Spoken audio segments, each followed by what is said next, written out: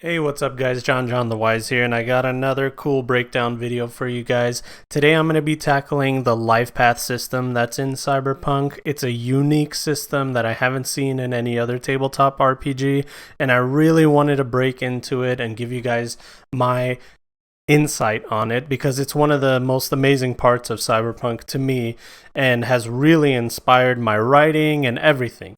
But before we get into that, go into the description of this video, check out the Discord link that's there, and join our Cyberpunk Red 2020 fan Discord, where we're going to help you make your games, we're going to help you find games. It's a really cool community where everybody's really welcoming and open to new people, veterans, and everything in between. So if you want to be a part of a cool Cyberpunk community, it's right there in the description. Also, make sure you guys check out my two podcasts. One will be a podcast about Cyberpunk, and the other one is the one that I do with my wife, and it'll be in the description as well. Also, make sure you guys join me on Twitter. You follow me on Twitter. You tap the bell icon on YouTube so you get notifications anytime a video goes up. And if you're following me on Twitter or you're part of our Discord, then you'll know anytime I do any other side projects like one-shot adventures, or if I'm going to have a public game or anything like that. If you guys want more updates, make sure you guys hang out on my Twitter or the Discord. All right, without any further ado, let's get into the Lifepath system. So first of all, what is the Lifepath system? It is Cyberpunk's way of creating an origin story for your character. Brass tacks, it's a bunch of tables that you roll d10s for, and for every year of age that your character has after 17, so 18, 19, 20, all those years, it supposes that one major event happens in your life and it shapes you. So the charts are trying to represent the chaotic nature of life, where you can't predict what's going to happen, disaster, friends, enemies, and maybe you get lucky. These are all parts of the Lifepath system, and the system is designed to create an origin story for your character. While it's not required, it's highly encouraged to do it, and it is part of character creation. Sometimes character creation can go on for hours and hours, maybe 2-3 hours max, depending at what pace you do things or how much experience you have, and it is mostly because of the Lifepath system. Some people like to dive into it, some people just like the randomness, other people don't even use it, but we'll get into that later on in the video. Basically, I'm here to tell you guys and sell to you that the Lifepath system is what makes Cyberpunk one of the best RPGs out there. If you're not using the Lifepath system, in my opinion, you're losing out on half the fun of character creation. So what makes the Lifepath system so amazing, right? You're asking me, all right, John, you're harping on about this Lifepath system. Tell me, sell it to me. Why is it so amazing? Well, the Lifepath system is something that can create a story for your character before you even start playing on your first day. That's right, before you roll any dice, before you meet up and you get your Doritos and your Mountain Dew, before you get all of that stuff together, your character already has a fully fleshed out history and story. In fact, my buddy and I, we would just hang out, drink a couple beers, make some characters on the fly, and make stories about them without any preconceived notion or anything. And the beauty of it is you can make it as complicated or as simple as you like it to be. You can just roll on the chart, write down the results, and that's it, you're done. Or you can roll on the chart, write down the results, and go more in depth into the results. What's the name of that ally? Where did that ally come from? How much money do they have? How important are they to you? These are all things that are amazing parts of the Lifepath system that you can go really in depth in. And if you're a creative person that loves writing, this is right up your alley. But I have to say, the one part of the Lifepath system that I find just absolutely amazing is how integral it is for GMs to write their campaign. Game masters or referees, whatever you want to call it, they can take these different events that are in the Lifepath system and use them as tools in their toolbox. Anytime you need a big bad guy, go to your player's Lifepath, find an enemy that's a big bad enemy, and that will be the center of your campaign. Anytime they need some help, anytime they need some kind of connection in the underground world or in the corporate world, you just go straight to their Lifepath system, go through it, and you'll find somebody that can help them.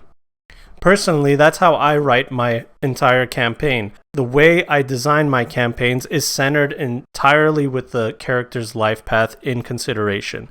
Every session, every event that happens is connected to their life path. Before I even put pen to paper, I study their life path system, I write down names, I take every single person that they've ever talked to or hated or has helped them, and I make sure that those people are involved in the story in some way.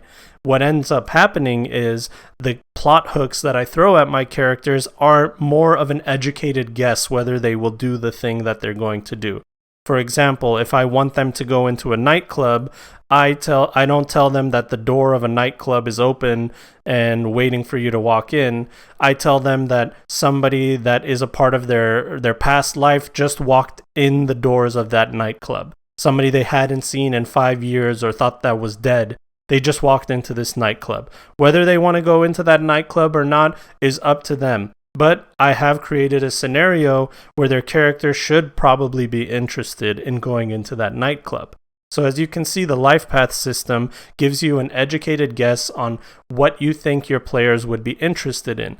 You're taking your players' interest into account when you're creating events in your campaign. Now, I wanted to break down to you guys exactly the different types of ways that you can use the life path system. Before I do, though, I want to say thank you to the people on in our Discord that helped me out with their ideas. I asked them how they use the life path system, and everybody had some really cool answers. So thank you guys. And this is what I think is the different ways that you can use the life path system. Number one, the first way you can use it is the fast system. And this basically just means you roll on the chart, you write down the results, and that's it. Disaster strikes, you lose this much money, and that's it. Boom, you're done with that. We don't need to go in depth. We don't need to think about how it happened. It just happened, and there it is. It's on paper, rules as written. Let's move on. The second way is also a very popular way that I've seen is the fast inspiration. So you roll on the tables, you roll on the charts, you write down the results, and using the results as inspiration, you go more in depth on who this character is. You had no idea who this character is before character creation. You just knew you wanted to make a solo. But after the life path system, it looks like this solo was an ex-military guy.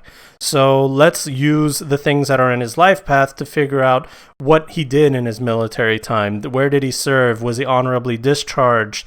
Was he a career military guy or whatever? There's so many things that you can do using the results in the life path system. So the third way is what I like to call predetermined, and this is ignoring the life path system basically.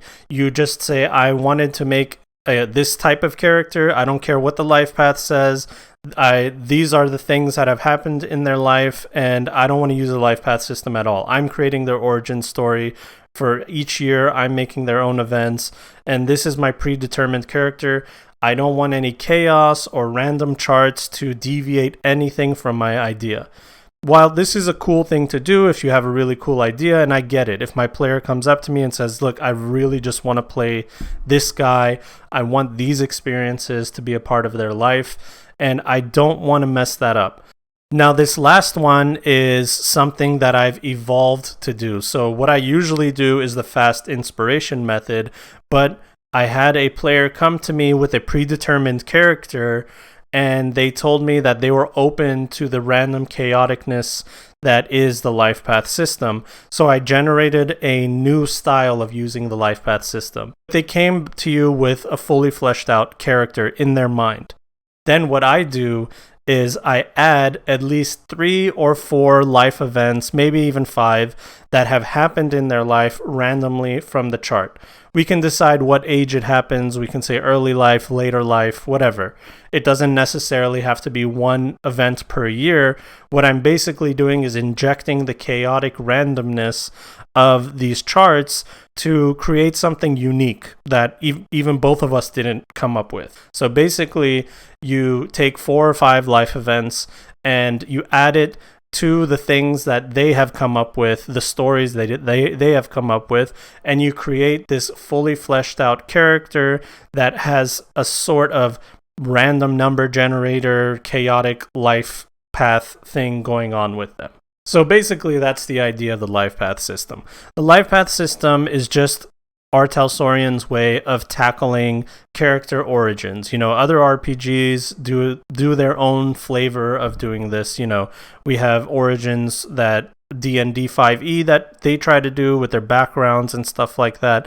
And I find that to be a little more limiting, while this system is a lot more open and random and crazy. I firmly believe that the Lifepath system is the crowning achievement for R. Talsorian. This game, Cyberpunk 2020, it's over 30 years old, and the Lifepath system is one of the best things I've ever seen.